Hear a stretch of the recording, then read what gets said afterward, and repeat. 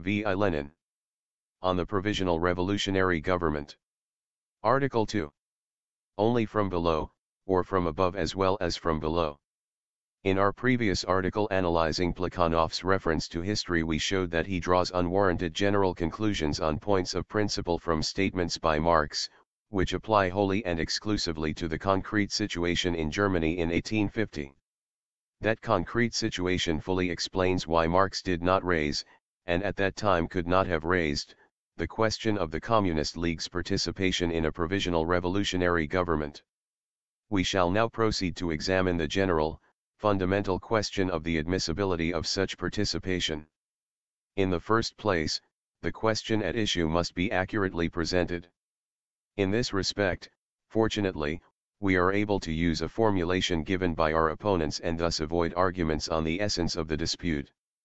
Iskra, number 93, says, the best way towards achieving such organization, the organization of the proletariat into a party in opposition to the bourgeois democratic state, is to develop the bourgeois revolution from below. Iskra's italics, through the pressure of the proletariat on the Democrats in power.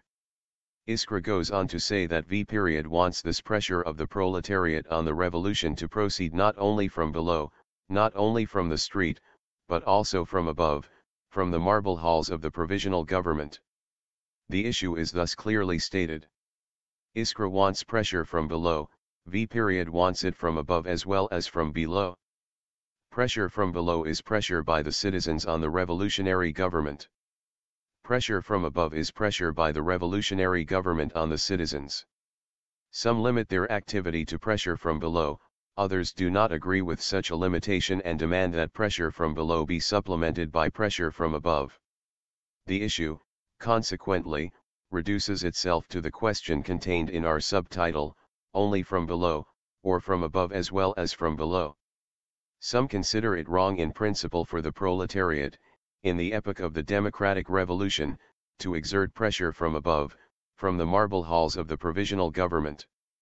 Others consider it wrong in principle for the proletariat, in the epoch of the democratic revolution, to reject entirely pressure from above, to renounce participation in the provisional revolutionary government. Thus, the question is not whether pressure from above is probable in a given situation, or whether it is practicable under a given alignment of forces. We are for the moment not considering any concrete situation, and in view of the numerous attempts to substitute one question at issue for another, we urgently ask the readers to bear this in mind. We are dealing with the general question of principle, whether in the epoch of the democratic revolution it is admissible to pass from pressure from below to pressure from above. To elucidate this question, let us first refer to the history of the tactical views of the founders of scientific socialism. Were there no disputes in this history over the general question of the admissibility of pressure from above? There was such a dispute. It was caused by the Spanish insurrection of the summer of 1873. Engels assessed the lessons which the socialist proletariat should learn from that insurrection in an article entitled "The Bakuninists at Work," printed in the German Social Democratic newspaper Volksstadt, footnote 2, in 1873 and reprinted in the pamphlet Internationales Ax dem Volksstaat in 1894. Let us see what general conclusions Engels drew. On February 9, 1873, King Amadeo of Spain abdicated the throne, the first king to go on strike, as Engels facetiously remarks. On February 12 the Republic was proclaimed, soon to be followed by a Carlist revolt in the Basque provinces. April 10 saw the election of a Constituent Assembly which, on June 8, proclaimed the Federal Republic. On June 11 a new cabinet was formed by Pi y Margall. In the commission charged with drafting the Constitution, the extreme Republicans, known as the Intransigents, were not represented. And when, on July 3, the new Constitution was proclaimed, the Intransigents rose in revolt. Between July 5 and 11 they gained the upper hand in the Seville, Granada, Alcoy, Valencia, and several other provinces. The government of Salmerón, who succeeded Pi y Margall when the latter resigned, sent troops against the rebel provinces. The revolt was suppressed after a more or less stiff resistance. Cádiz fell on July 26, 1873, and Cartagena on January 11, 1874. Such are the brief chronological facts with which Engels introduces his subject. In evaluating the lessons to be drawn from these events, Engels stresses, first, that the struggle for the Republic in Spain was not and could not have been a struggle for the socialist revolution. Spain, he says, is such an industrially backward country that there can be no thought of an immediate complete emancipation there of the working class of that country. Before it comes to that, Spain will have to pass through various preliminary stages of development and remove a considerable number of obstacles from its path. The Republic offered that country the chance of going through those preliminary stages in the shortest possible time and of quickly surmounting the obstacles.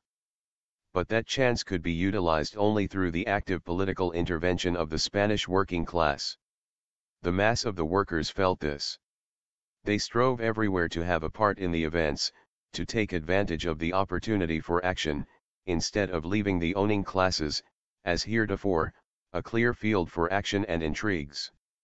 It was thus a question of struggle for the Republic, a question of the democratic, not of the socialist, revolution. The question of the workers taking a hand in the events presented itself in a twofold aspect at the time.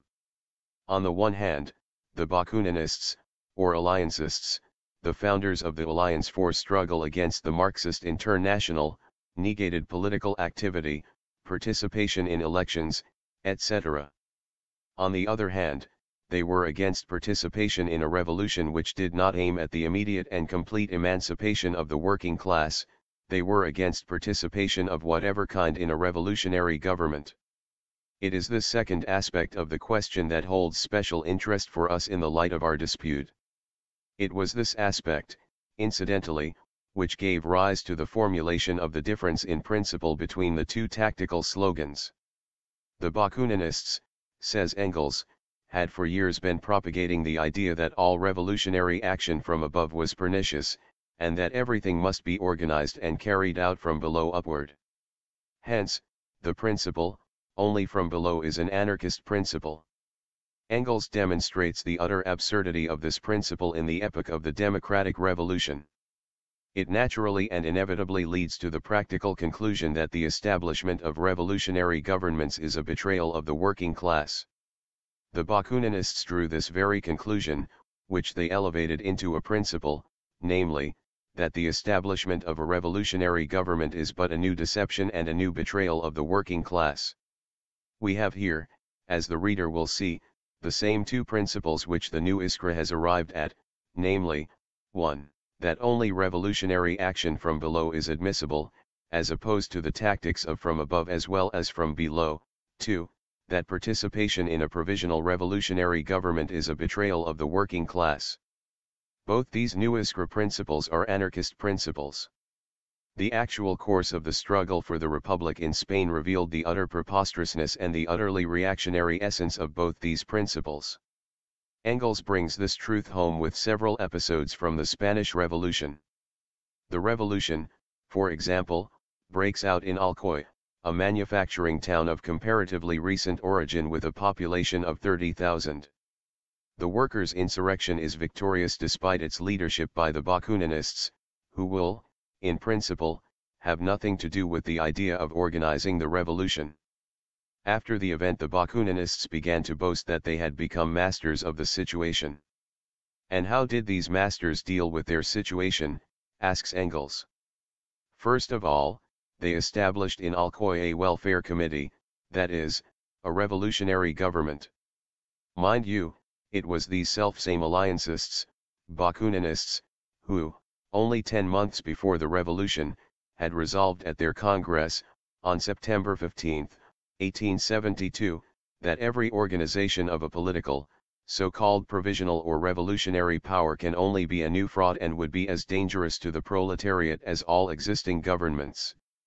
Rather than refute this anarchist phrase-mongering, Engels confines himself to the sarcastic remark that it was the supporters of this resolution who found themselves members of this provisional and revolutionary governmental power in Alcoy. Engels treats these gentlemen with the scorn they deserve for the utter helplessness, confusion, and passivity which they revealed when in power. With equal contempt Engels would have answered the charges of Jacobinism, so dear to the Girondists of social democracy. He shows that in a number of other towns, for example, in Sanlúcar de Barrameda, a port of 26,000 inhabitants near Cádiz, the Alliancists here too, in opposition to their anarchist principles, formed a revolutionary government. He reproves them for not having known what to do with their power. Knowing well that the Bakuninist labor leaders participated in provisional governments together with the intransigents, i.e., together with the Republicans, the representatives of the petty bourgeoisie, Engels reproves the Bakuninists, not for their participation in the government, as he should have done according to the principles of the new Iskra, but for their poor organization, the feebleness of their participation, their subordination to the leadership of the bourgeois Republican gentry.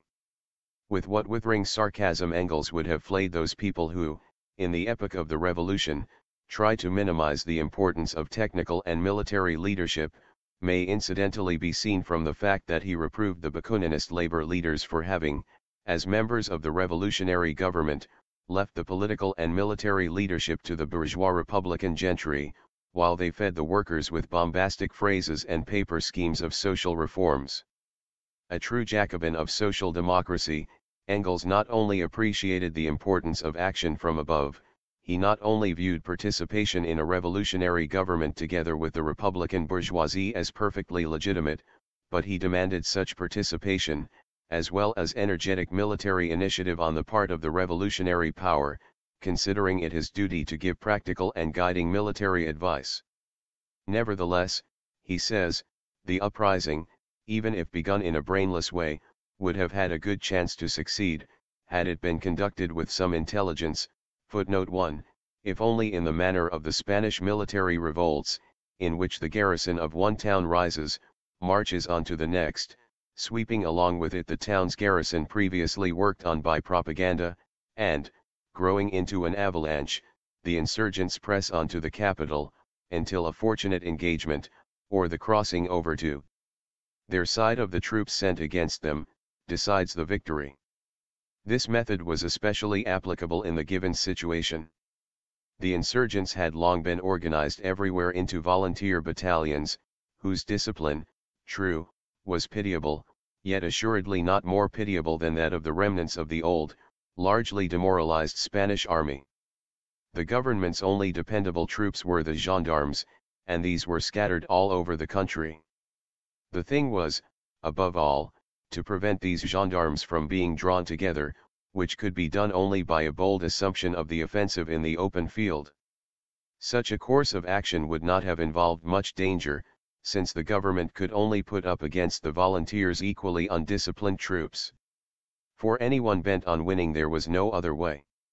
That is how a founder of scientific socialism reasoned when faced with the problems of an uprising and direct action in the epoch of a revolutionary upheaval.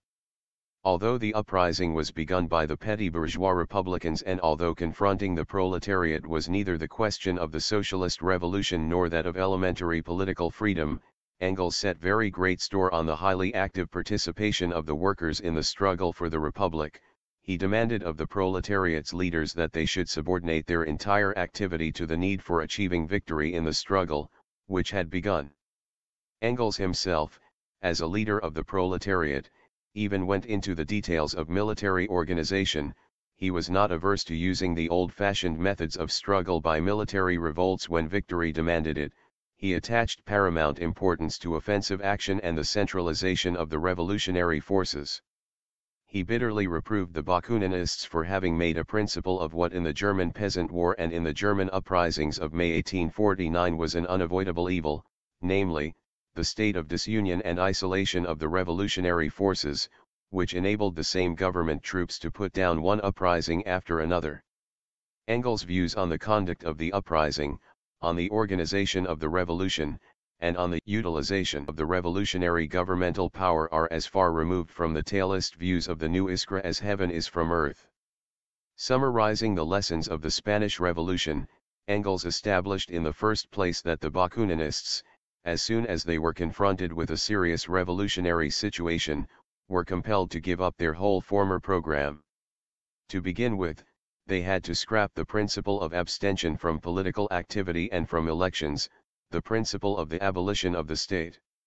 Secondly, they gave up the principle that the workers must not participate in any revolution that did not aim at the immediate and complete emancipation of the proletariat, and they themselves participated in an avowedly purely bourgeois movement. Thirdly, and this conclusion answers precisely the point in dispute, they trampled underfoot the article of faith they had only just proclaimed, that the establishment of a revolutionary government is but a new deception and a new betrayal of the working class. They did this, sitting coolly in the government committees of the various towns, almost everywhere as an impotent minority outvoted and politically exploited by the bourgeois. By their inability to lead the uprising, by splitting the revolutionary forces instead of centralizing them, by leaving the leadership of the revolution to the bourgeois, and by dissolving the solid and strong organization of the International, the Bakuninists in Spain gave us an unsurpassable example of how not to make a revolution. Summing up the foregoing, we arrive at the following conclusions. 1. Limitation, in principle, of revolutionary action to pressure from below and renunciation of pressure also from above is anarchism. 2. He who does not understand the new tasks in the epoch of revolution, the tasks of action from above, he who is unable to determine the conditions and the program for such action, has no idea whatever of the tasks of the proletariat in every democratic revolution. 3. The principle that for social democracy participation in a provisional revolutionary government with the bourgeoisie is inadmissible, that every such participation is a betrayal of the working class, is a principle of anarchism. 4. Every serious revolutionary situation confronts the party of the proletariat with the task of giving purposive leadership to the uprising, of organizing the revolution, of centralizing all the revolutionary forces, of boldly launching a military offensive, and of making the most energetic use of the revolutionary governmental power. 5. Marx and Engels could not have approved, and never would have approved, the tactics of the new Iskra at the present revolutionary moment, for these tactics are nothing short of a repetition of all the errors enumerated above.